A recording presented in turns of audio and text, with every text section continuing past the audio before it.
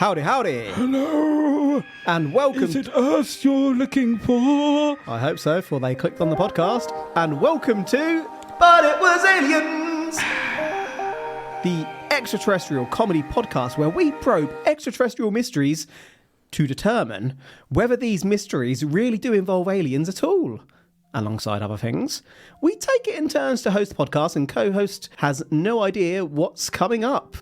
My name is Kev, and I'm your host this week, and alongside me is Mr. Granville Moonwalker. What up? Today, we are heading back to 1912 as we meet a rare book dealer named Wilfrid Voynich. Voynich was born in modern-day Lithuania, which was then part of the Russian Empire, in 1865 to a Polish-Lithuanian family. Voynich acquired a working knowledge of 18 different languages, and by 1898, Voynich had opened his first bookstore in Soho Square, London.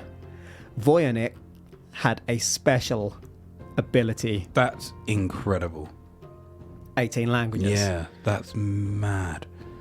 I think, and I can say this because I am English, the English are awful when it comes to languages. Yeah, we are.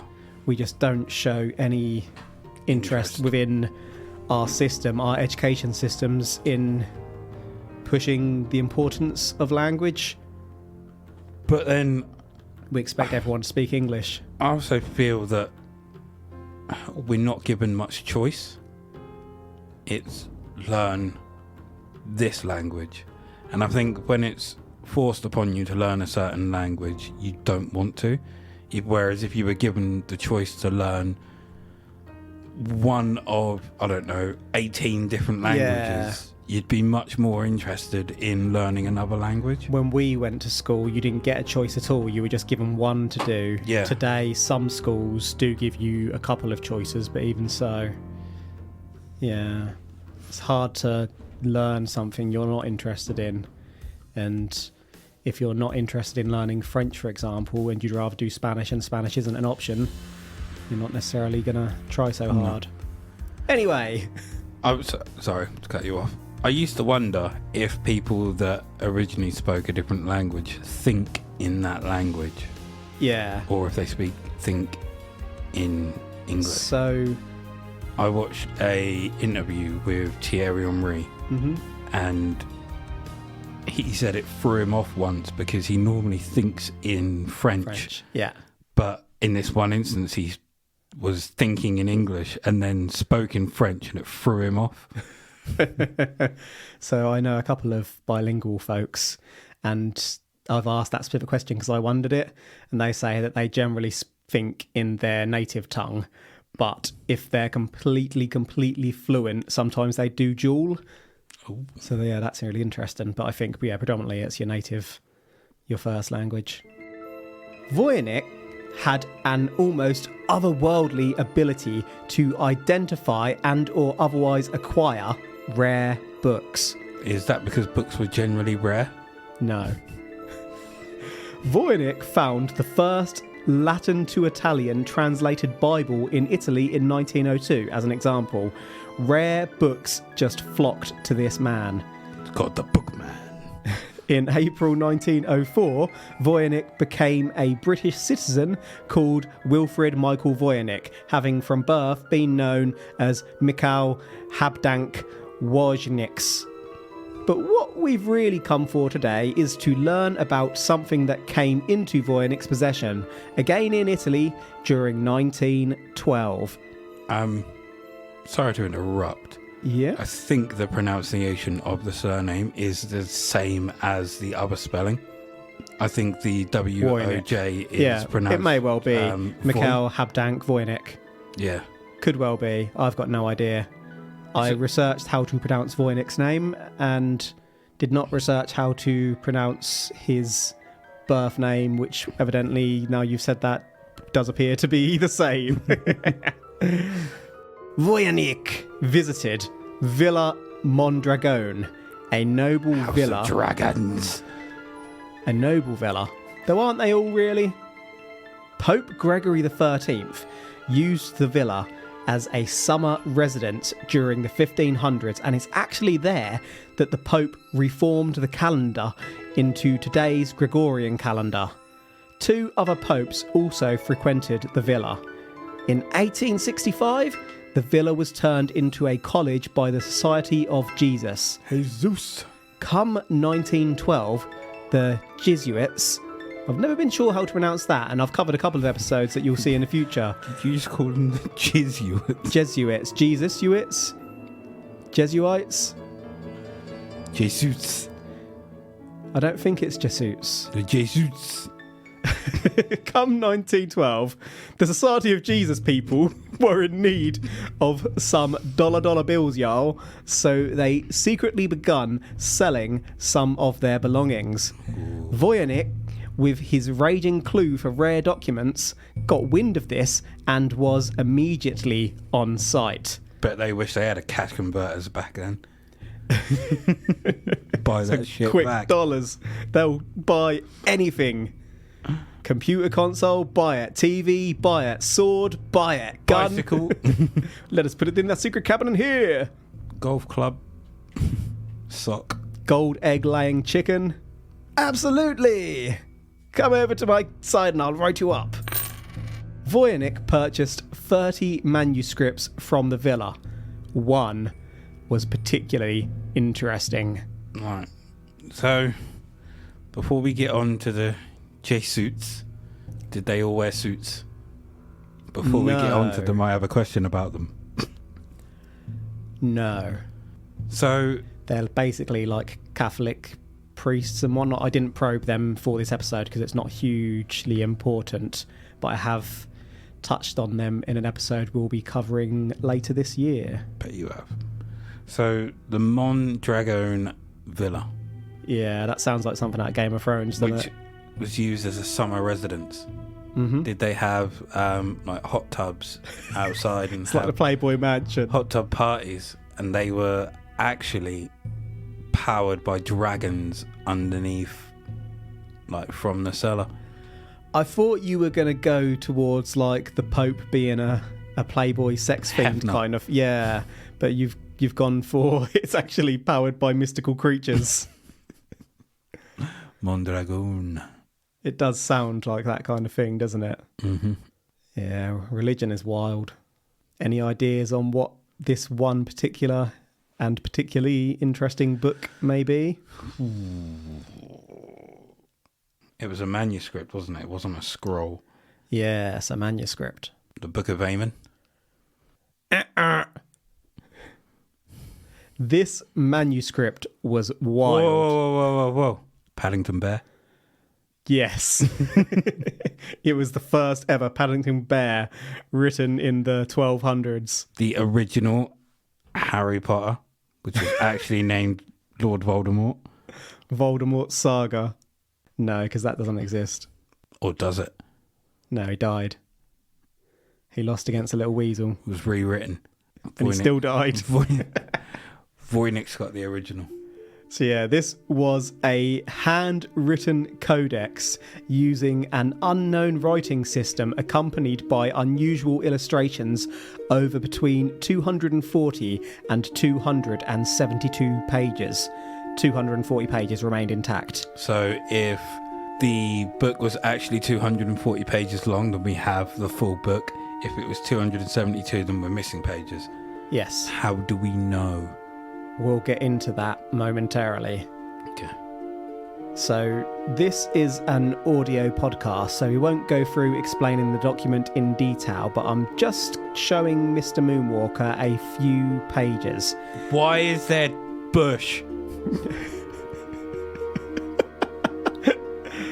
When a little person hits a certain age. So the manuscript consists of unusual writings like some kind of olden Turkish script or Hebrew alphabet accompanied by weird imagery of plants and I guess what we can only really describe as naked nymphs sliding down Jack's beanstalk. So just by shouting out nonsense, I was kind of on the right path. pretty much, yeah. So basically, I don't know if you can read that, but I certainly can't. And if you don't know if the book is finished, how do you know if there are more pages? So, what it looks like is a book on gardening. If you look at that bottom one, it looks like soil under the ground with the plant coming out the top. I mean, I don't really know what else to say further than it's in a language we can't really understand. It has what would appear to be pictures, as Mr. Moonwalker says, of plants and or creatures. I'm going with plants, but it is interesting. One of them looks like a carrot.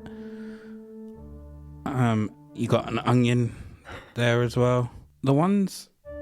So the second page, I was just going to say how the on the right hand page, on the left hand side, those 4 kind of items look like buildings. Yeah, like towers, but no idea what that means. But yeah, it does look very odd. Where did this mysterious document come from exactly? Deep breath time. Rudolph II, Holy Roman Emperor, lived until 1612 and is alleged to have been the earliest known owner of the manuscript. Rudolph's pharmacist, Jakub Horczycki, is then said to have taken the book. Voynich noted Jakub's name on the bottom of the first page of the manuscript.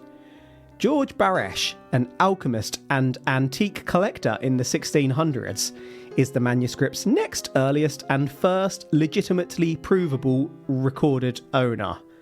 George learned that a German Society of Jesus scholar named Athanasius Kircher had reportedly translated some hieroglyphics, and so George twice sent Kircher sample copy of the manuscript, believing it to depict Egyptian science. A letter from George to Kircher in 1639 is the earliest recorded mention of the Voynich Manuscript. Kircher tried to acquire the book, but George wasn't interested in selling. One day, George passed away, and the manuscript made its way into the hands of George's friend, Jan Marek Marcy, aka Johannes Marcus Marcy. Within a few years, Marcy sent the manuscript to Kircher, feeling that it belonged with Kircher to translate what he believed was likely a document written by a friar. The manuscript probably stayed in Kircher's collection as it disappeared to history for the next 200 years. The manuscript popped back up when, as we mentioned earlier, the Society of Jesus in 1903 were looking to make a buck, having moved their belongings to the Villa Mondragone. The Jesuits, aka the Jesuits, were about to have their belongings confiscated due to some political events we won't get into, whereby states of the church were being seized in 1870. I guess we will get into them slightly then. By 1912, Voynich had the manuscript. Voynich worked over the next 7 years to identify the mysterious document that now bears his name, tempting scholars with those unusual pages. Passed down through the hands of history. Must be quite an important book if people want to get their hands on it. It's intriguing, isn't it? It's clearly looks like it's in some form of language. We've got no idea what that language is. It's clearly depicting something. Do people want it because they want to be the first ones to translate it and figure out what it is? That's or my take. Do people want it? Well, we know he wants to try and translate it. Is that Kircher? He wanted to try and translate it. Do other people want it because they believe it to be important and worth more? So they don't actually know what to do with it. They don't know how to translate it. They just know that it's worth something. I think historically people have wanted to translate it. Voynich himself just likes rare books and seems to get them. So his motivations may be slightly different. Like catching a rare Pokemon and never using it. Indeed. Just likes to have it. To be fair, I was going to say that's kind of me, but it's not me. I have set Pokemon in my mind that I like to use. And so it's not so much they're rare, because if I had Mewtwo, I would be using Mewtwo. And he's rare. She's rare. They're rare. What is Mewtwo? Does Mewtwo have a gender? Does it even need a gender? No, it doesn't. Eventually, in 1930, Voynich passed away with several ideas, but having never proved what the document is. The manuscript transferred to Voynich's widow, Ethel. In 1960, Ethel passed and left the manuscript to Ethel's friend, Anne Nill. Nill sold the book in 1961 to another antique book dealer, Hans P. Krauss, which unusually autocorrected to Jesus when I wrote it in my phone for the first time. Damn Jesuits. Before you carry on, I'd just like to say that Ethel is such an old name. It's not really popular today, it's not really here anymore. Hence why we think it's an old person's name. Older person's name. Krauss couldn't sell the document, and so he gave it to Yale University in 1969, where Voynich's manuscript was catalogued as MS-408. That brings us to the present day. So what the F, David Blaine, is the manuscript? I'll start with the most out there, or up there, theory. The pages depict plants, humanish nymphy folks, and the sky, accompanied by an alien language. What if that is a literal description of the language? Is this some form of alien research around what they've found on Earth, or even of what happens if different herbs and spices are mixed and used on humanity? We've cracked Nazi codes, but we haven't been able to crack this. Maybe that's because we don't yet have the technological capabilities to understand. You could get real deep with this idea. Remember, popes and holy emperors have had this document. Maybe aliens put them in charge. Maybe ancient religious stories are based on alien visitation. Yes, we're getting very ancient aliens Giorgio here. What if we just simply don't have the other part of the book, which is the key? Like there is a cipher in the back pages. Well, that is a very potentially impossible factor, but we have cracked codes that need a cipher without the cipher before. That's what code breaking is, isn't it? So, to be fair, we're going to get into some of that literally in the next section. I was about to say that would be much easier to do now, I feel, than it would back then. And I also feel it would be harder to break a code back then now, because language that's used, the way things are pronounced, spelled, put in order, is totally different. I hear you, but remember we also have the advantage of technology. Or the disadvantage of technology. If the AI has taken a stance against us and doesn't want us to figure out the meaning of life, which is contained within this book. Meaning of life is number 42. What if the aliens crashed in 1442? And this book is that. 42. The book is 42. It's the book. What if this is where KFC got their secret blend of 12 herbs and spices from? Isn't it 16? They've added? I looked at that up when adding... I need to know. Oh, the Mibs are onto him. They're like, don't look it up. We'll have to kill you. Well, it's 11 apparently. It's not. It's 12. So we were both wrong. It's 12, damn it. I don't believe you. I have access to the Colonel's secret books, aka this manuscript. No, it's 11. You were lied to. I'm going to cut that whole bit. William Newbold was a philosopher from the University of Pennsylvania, and Willie had quite the interest in cryptography, the study of secure communications. Did it give him a clue? It gave him a massive clue. Today, this study mainly pertains to computer security, but go back in the calendar and this field is all about secret keys and deciphering. Willie, between 1919 and 1921, would, at Voynich's request, study the manuscript.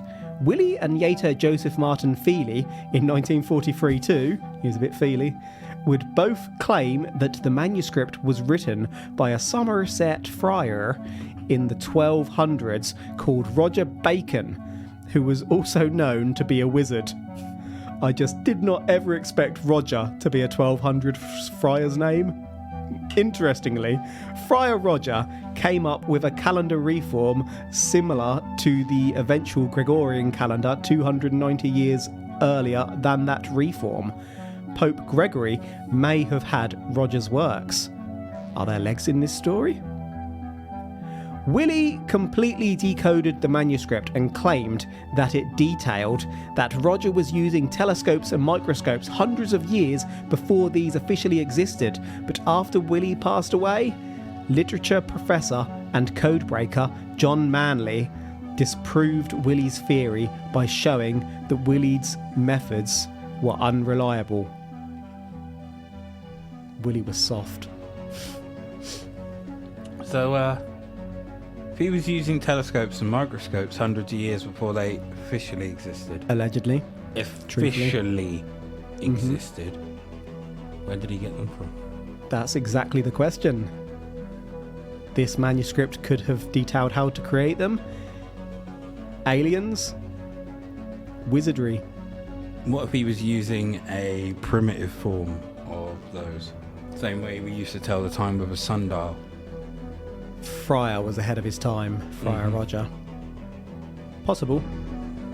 Two cipher-breaking legends who were involved in the practice during both world wars of the 20th century and decoded Japanese messages, William and Elizabeth Friedman, would next have a crack at the Voynich Manuscript in the 1950s.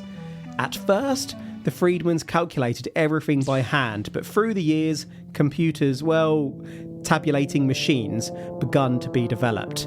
This would enhance code-breaking powers. Power up!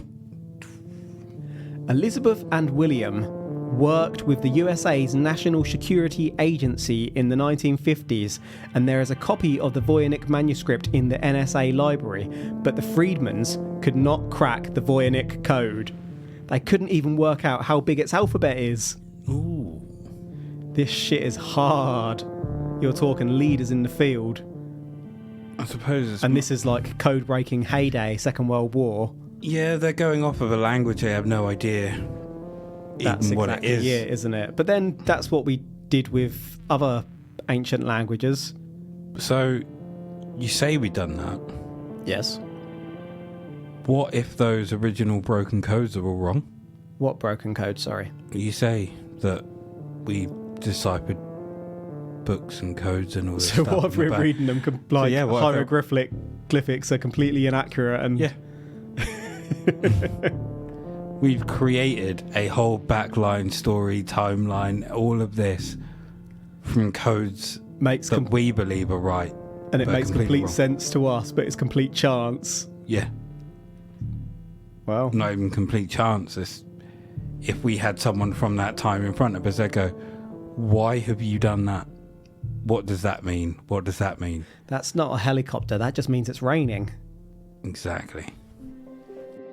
I could bore you to death with the amount of linguists who have examined this text with theories ranging from basic ciphers to Spanish texts from their occupation of Aztec Mexico. Engineer Giovanni Fontana is another suggested author, as he used similar illustrations and was born in 1390, but Fontana's own cryptography is far more basic. Sorry, I started chuckling there as Mr. Moonwalker went to open a drink and it's just dribbling all over him. Some theories have even suggested this to be a primitive new Proto-Romance language similar to High German, and yet more suggest that this is some form of created language but is masked by mental ill health impacting upon the author. You definitely took that whole section in and you weren't distracted by getting covered in cherry coke or something. It's not even the cherry. It's just the condensation off the bottle. It's how hard it is in here. It is pretty toasty at time of recording. I believe it's 27 degrees. I honestly thought you were going to say Engineer Giovanni Van Bronckhorst. They're suggesting that this person created their own language. Potentially, yeah. But is it masked by mental health? I mean, Well, it could have an impact. would you only know that if you knew what half of what was there was? So take Pig Latin, for example. Right. You take the front and you put it on the end. What if this person's like what is it? Upid stay or something like that is for stupid. Something like that. I think that's Pig Latin. What if this person's own created language runs off a rule that obviously they created? So people are saying it's masked by mental health. It's not masked at all. It's just their way of seeing it. I don't think that's how they mean it. I think it's in terms of because this person is potentially not functioning quite as they should be. How do we know they're not functioning as they should be? That's what I'm saying. The language, they've created this language in their mind, but then as they go to write it again, their mind is changing the narrative that they've already created. So it's changing constantly as the pages go on, hence why there's no structure. So sentences might have once been, there was a car, and then have changed to car there was, and then car A, and then just car as it's gone on, and so that the way things are structured changes throughout the document potentially, hence why it can't be translated, because there's no one rule. Could that also be a time-saving mechanism? I guess ultimately we have no freaking idea. And that's the difficulty. Like the same way we just don't know. We take notes in abbreviations, or we'll take like Federal Bureau of Investigations, FBI. What if they've just done that in the book, considering they only had a set amount of pages? I don't think that's it, no. But it is. I've cracked it. I have one more bit of history to drop on you before we look at other explanations. John Dee was honourable and was advisor to House of Tudor Queen Elizabeth I and had a medium, occultist Edward Kelley. John Dee was known to have owned many of Friar Roger Bacon's works and was believed by Voynich himself to be a potential previous owner of Roger's manuscript and by some to be a possible author. Kelley was known to be a little controversial, shall we say, passing messages to Honourable John from angels which only Kelley could understand. For example, one angelic suggestion in 1587 was that John and Kelley share wives. It's said that Rudolph II brought the book from John, and indeed it is recorded that John and Kelley shared an audience with Rudolph II, trying to convince him of angelic communication, though John's diaries do not mention the manuscript. Kelley went on to become Rudolph's personal alchemist. John is also said to have driven Kelley mad, making him engage in daily sessions with the angels. After John and Kelley split, Kelley was eventually knighted by Rudolph in 1590 for being able to turn metal into gold, but in 1591 Kelley was arrested and again in 1597 for not producing gold, dying in prison between 1597 and 1598 from injuries sustained while attempting to escape. Is the manuscript the communication of angels? Sorry, he wanted to sleep with his mate's wife. That's basically all I took from that section too. And he, I mean, he was knighted for being able to turn metal into gold. And then arrested because he couldn't. So before he was arrested because he couldn't, did he just say that he could? And is that how he got knighted? So I perceive it to be that he fooled people into believing he could, yes. Because we can't turn metal into gold. No. So I'm like, did he paint some bricks yellow? Okay. Just put this blindfold on for a second. Yeah. Abracadabra, boom, Pulls gold. a block of gold out of his arse. He's a witch, Right, damn it. let me get that right out there. Oh, there we go. There's some gold for you. Yeah, that's... So for a good 6 years, he rode the coattails of being knighted for being able to produce gold. But how long did he work on Knowing trying full to well produce gold? that he couldn't. Or, Yeah. I say knowing full well that he couldn't. Maybe believed that he could. Might- Maybe he believed yeah. he could speak to angels.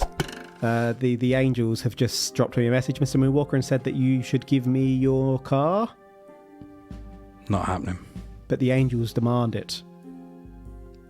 Actually, There we go. Moving on. Yes, you can have my car. Not the old one. I'll drop it round tomorrow and give you the key. There is one other possible theory. Hoax. Physicist Andreas Schinner has indeed suggested that the manuscript is utter garbage, a medieval scribe's practical joke with no code at all.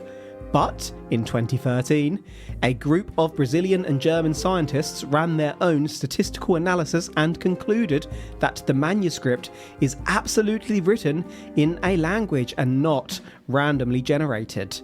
The quote from physicist Andreas Schinner sounds like someone that couldn't break the code and just got annoyed. If I can't do it, this is bullshit. Our old pal Kircher, who had been sent the manuscript after earlier trying to buy it from Baresh, had actually been subject to a hoax himself once before, where Andreas Müller sent some text to Kircher suggesting it was Egyptian and asking for a translation to make Kircher look foolish. Kircher, though, was reported to have solved it. Baresh's letter to Kircher resemble Müller's letter. Raphael Minchovsky was a friend of Marcy, and Marcy, remember, was the original source of the Friar Roger author theory. Well, Raphael was said to have created an unsolvable cipher around 1618. Was the Voynich Manuscript a demonstration of Raphael's abilities? In 1917, Voynich was actually investigated by the FBI due to rumours around his possession of interesting documents. Nothing unsavoury was found, but if there's enough for the FBI to spend resources probing, is Voynich a bit of a suspicious character? If Voynich is it possible that Voynich forged the manuscript himself? Voynich clearly knew his shit when it came to ancient texts, and he had that knowledge of other languages. A long-lost, mysterious book from Friar Roger would have been worth a lot of pennies. Voynich could have utilised olden paper and perhaps forged away. Baresh and Marcy's letters only establish the existence of a manuscript, not Voynich's manuscript specifically. If Voynich did indeed know of these letters, that could have inspired the elaborate plan.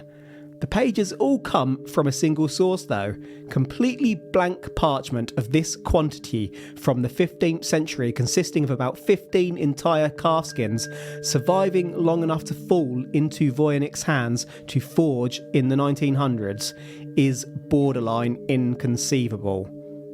In 2009, a University of Arizona team radiocarbon dated the Voynich manuscript.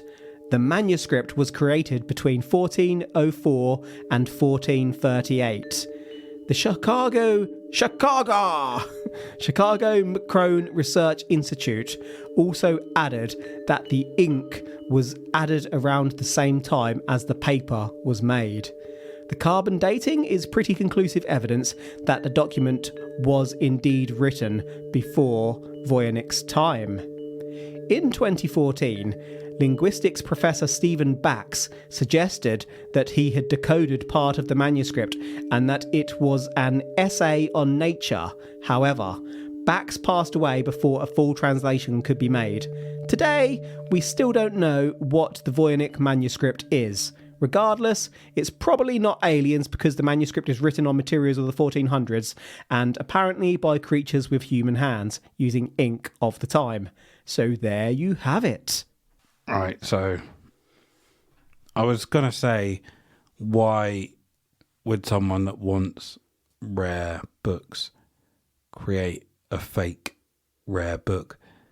But then he could have sold it to buy more rare books and slept with his rare books, rubbing them over his skin. But like you said, it was carbon dated to a time way before he would have been alive. Yeah. Same with the ink.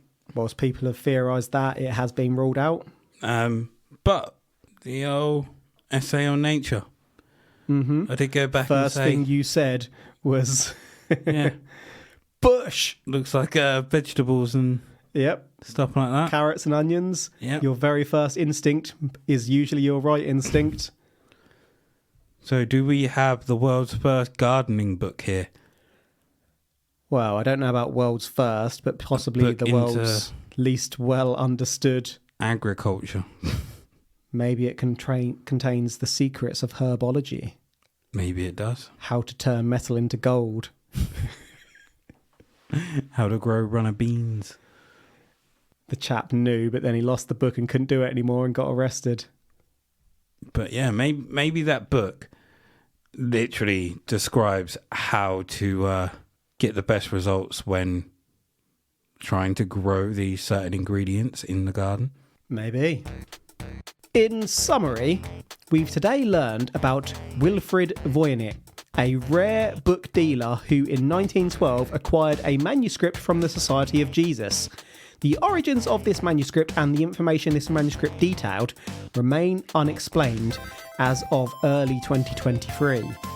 Legend has it that an early owner was Holy Roman Emperor Rudolph II and then his pharmacist Jacob Horchicki, who allegedly signed the first page. Next up was an alchemist, George Barash, who sent samples to Society of Jesus scholar Athanasius Kircher. Letters from George to Kircher around 1639 are the earliest officially recognised mention of the document. Kircher wanted it, but George wouldn't sell. When George passed away, his friend Jan-Merrick Marcy inherited the manuscript and sent the documents to Kircher. Did Kircher kill George? He needed that document. The document disappeared until 1903 when the Society of Jesus had moved the belongings with religious and state reform taking place. The document was at a villa called Mondragon, and by 1912 the document fell into the lap of Voynich, whom the manuscript became named after. Voynich worked hard to identify the document, and following his death it transferred to his widow Ethel, then her friend Anne Mill, who in 1961 sold the works to Hans P. Krauss. Hans donated the book to Yale University in 1969, and the world has tried to understand it ever since.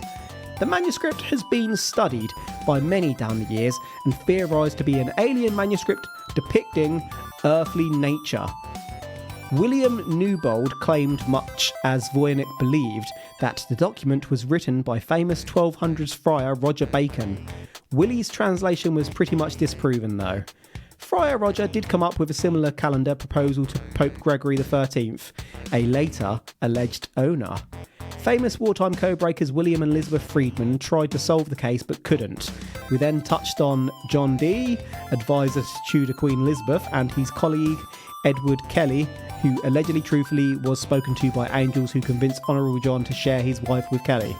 These chaps may have either authored the document or sold it to Holy Roman Emperor Rudolph II, who Kelley would later work for, claiming to be able to make gold before being arrested when it became apparent that Kelley couldn't. We then covered the possibility of a hoax. Academics have argued that the document does and does not have a purpose. Voynich was at one point investigated by the FBI, but the document has been carbon dated to between 1408 and 1438, meaning that it was written before Voynich's time. We still don't know who made the Voynich manuscript or why. Is there anything you want to double back over, Mr. Moonwalker? Oddly, I want to go back to this wife swap. I thought you were going to. Is that the way to get into heaven? Did he actually get him to commit? Or, like, did the deed happen? Or did he just suggest it? Because then that would lead me to believe whether or not he was believed that he spoke to angels. Well, they stuck together for a long time after it was suggested, let me tell you that. Doesn't mean a thing. Well, it does. Oh, it does. I'm going to go back and quickly just look at the pages again. Mm-hmm. Just look at, see if I can, yeah, I can't understand that handwriting. I mean, it does look like it could just be Arabic or something. Well, it's supposedly is, without doubt, an ancient language. We just don't know what. But you've clearly got, those are clearly plants. Yeah, but vegetables. What if that's to throw people off about what the real content is? It's all about those nudie nymphs. Maybe that's what their way of describing what happens in the body. Like, every kid must poop. That's their way of, I don't know, this is their every kid must poop book. Saying, don't be worried about going for a poo. Your poo is these little fairies having a fun time. They're all shit. And it's okay. I don't know. I think I hit the nail on the head right from the bloody start. You did. You pretty much, we end at the start before we started at the end. And on that note, are you saying that it was aliens? No. Yeah. This is just a gardening book. Or a nature documentary. Yeah, this one, it's another one of those very, very famous cases actually, but unusually it's been and continues to be studied by leading academics in relevant fields without resolution. I'm obviously not going aliens myself, I'm not saying that it was aliens, but fuck me, this would be a lot of effort to hoax it in the 1400s. A hell of a lot of effort. Yeah, I'm saying it's a proto-romance nature journal. Bam. Done. Any final thoughts? Oh, If you this put your hand up like we're in school. if this was a hoax, Yeah. and they went through all that trouble, think of how good the payoff is. It remains mystery. Yeah, and it's Several still hundred studied years later, no one's got an idea. to this day. Hell of a payoff. This was like the original prankster. That is a wrap for today. So thank you for listening to But It Was Aliens. Blah, blah, blah. If you haven't finished listening, although you've nearly finished listening, did you know that you don't have to finish listening? If you head on over to patreon.com/But It Was Aliens and contribute about the cost of a smaller than greybeard sized coffee, you could gain access to our monthly bonus episodes, otherwise known as the side probes. Those are paranormal mysteries too spicy for the palate of the public. You can learn all about topics such as hypnotic dogs and Rasputin's penis, and we will use your contribution to do helpful things and definitely not to invest in an arsenal for future nefarious endeavours. Outside of that, if you just want to get in touch with us or see what we're up to or pledge allegiance to our de facto state, you can probe us on the Twitter at But It Was Aliens. Did you know that I have been screaming on the Twitter for so long that if you just type it in the Facebook group, people hear it how I say it. So I wake up at night hearing it. I'm not going to bother saying it. I'm just going to let you hear it right now as if I did. On I heard it. I don't know about you folks. I heard it too. Another way you can Power find of us suggestion. is that you can log into Facebook and search for the But It Was Aliens page. Connected to that page is a privately public group where nobody and all are welcome, known as Extraterrestrial Towers. We're gradually building an army big enough to storm a small town, not that we'd storm a town, allegedly. Truthfully. Right. That's enough nonsense from us for this week, so until next time. Isn't any book a children's book if the child can read? The truth is up there. #.